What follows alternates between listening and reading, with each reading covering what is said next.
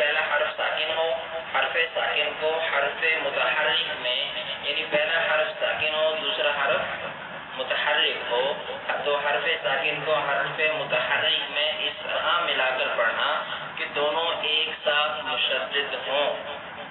یعنی جب حرف ساکن حرف متحرک میں، حرف ساکن کو حرف متحرک میں جب ملایا جائے گا تو وہ مشدد حرف ہوں گے، ان کو اس طرح سے ملا کے پڑھنا کہ دونوں مشدد ہوں، اور پہلے حرف کو مدغم دوسرے کو مدغم فی بولا جاتا ہے۔ یعنی جو حرف ساکن ہے ہم اس کو کیا بولیں گے؟